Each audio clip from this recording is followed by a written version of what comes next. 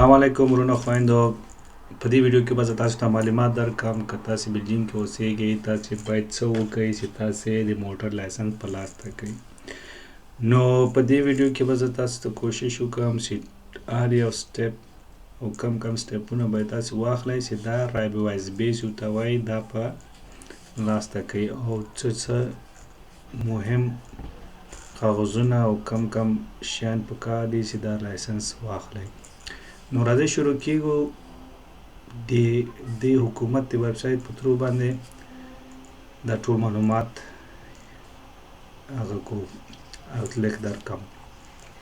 نو زه څوک غواړي چې بلجیم کې لایسنس واخلئ اول مهم پوینټونه دا چې دا باید په خمینتا کې صاف دي. نو مهم دا چې ته خمینتا کې باید صاف دي. بیا ته کولی چې دا تیوري او پریکټیکل اگزام ورکړې.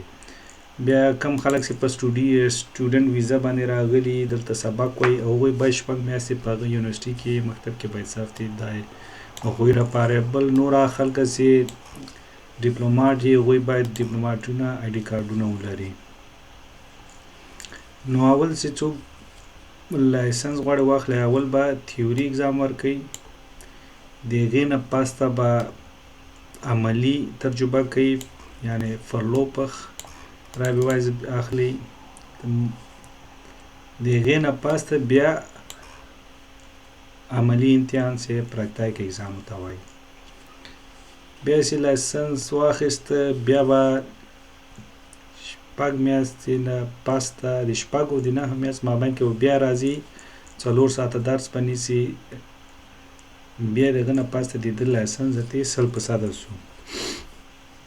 نو شروع وکړو د تیوري اگزام نه. تیوري اگزام څه شی دی؟ تیوري اگزام چې دی 12 کلنۍ نه ته ورکوای شې. نو دا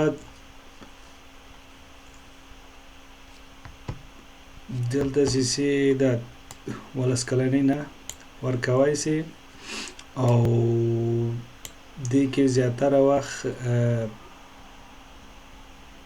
50 سواله دي او 50 سواله کې یو څو 40 سواله به صحیح کې هغه کې بیا 15 سواله د سیدي سي 15 پوینټونه لري. یعنی 50 سواله دی یو سوال باندې یا یو پوینټ 50 سواله دی هغه کې 15 څولې یا یو پوینټونه دی او 15 زوار فراخ او توي هغه چې دی پر فراخ باندې پر سوال باندې 15 پوینټونه دي. او ته تیوري اگزام چې 2 وری ورکې او 2 وری ناکامه شوې هغه نه پاسته ته باید 12 ساعته تیوري لیسن ونیسې په یو رای سکول کې یو مکتب کې. هغه نه پاسته چې رای سکول ته سرټیفیکیټ ورکړې ته بیا کولی شې چې نور امتحانونه ورکړې. خو خیر د هر یو کاتګوري چې ورته وایي د هر یو هغه باره کې به د پاسته لږ به نور هم ترشي زیات درکړم. اوس لږ سر باندې درته وایم چې چیز یې پکار دی. نو چې کله تا تیوري اگزام واخیسته دا 3 کاله هغوی د وخت لري. په 3 کال کې ته باید پریکټیکل امتحان ورکړې. خو چې کله تا تیوري واخیسته ته بیا راځې د دوم سټپ ته. دوم سټپ چې دی چې ته یو فرلوپخ رایبه وایز واخلې. په دې فرلوپخ رایبه وایز باندې بیا ته کولی شې چې تجربه وکړې 15 میاشتې.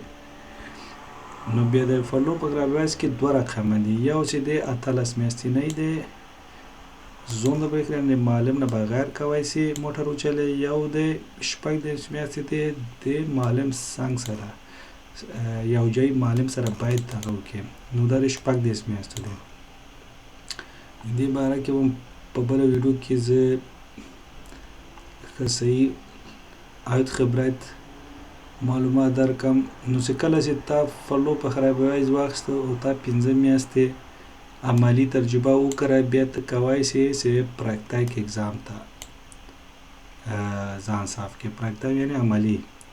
نو پریکټیکل اگزام چې دی باید مینیمم 18 کلنې او 15 میاشتې باید تا تجربه کړي او د تا تیوري امتحان چې هغه هم باید خیال دقیق یعنی وخت یې نه تېر شوی. نو د پریکټیکل اگزام کې بیا 2 رقم هغې کې بیا درته اول امتحان چې دی کمپیوټري دی هغه درته ریزیکو پرسپشن ټیسټ ورته وایي او بل د رای ټیسټ او پمباره ویښ یعنی یو کمپیوټري دی یو په لارې کې ده. بیا هغې کې زه سموک لږ منویف ورته وایي په هغې کې 2 منویف باید وکړي او که کله چې ته 2 وارې په دې امتحان کې ناکامه شوې ته باید 6 ساعته عملي درس مکتب کې یا های سکول کې باید ونیسې. هغه نه پس بیا ته کوای شي بیا امتحان ورکړې چې هر څومره ورکوای شي. نو چې کله چې ته په تیوري کې هم کامیاب شې پراکتیک کې هم کامیاب شې ته natiجې ته ورځې هغه رایبوایس دیفینیتیو رایبوایس انفراغ کې چې هغه چې درکړه ته بیا 6 میاشتې نه واله یعنې 6 میاشتې نه پاسته او د 9 میاشتې نه مخکې ته بیا راځې یو 4 ساعته اپلایډینګ کې یو 4 ساعته درس در باندې وای په هغه کې بیا د سره د هغه خبره کنس خسپرنګ مطلب دا دی چې د سره ګوري چې د کم تیوري چې تا ویلې دغه مهم پوینټونه در سره وایي بیا لږ داسې عملي ټرینینګ کوي د سره اوفنینګ کوي او د هغه نه پس بیا ټول ډرایوران یو بل سره کیني هغوی سره یو بل سره خبرې کوي چې چی سختي ده چی ضروري ده کوم ځای کې خطر ده. یعنې 4 ساعته امتحان نه لري ماسخه 4 ساعته هلته راځې د هغه نه پس ته بیخي خلاص وي. نو دا لږ د خبره شارټ کټ یو کورت اوتلیغ د رایبوایس بې باره کې د بلجیم کې او نیمه نور ویډیوګانو کې به زه په تیوري او در یو اندردیل باره کې نورم اکسترا انفورمیشن به درکم. نو دیمه پیج سبسکرایب کړئ او نورو منډیوالانو سره شیر کړئ چې دومره زیات به زه نورم ویډیو جوړې کړم.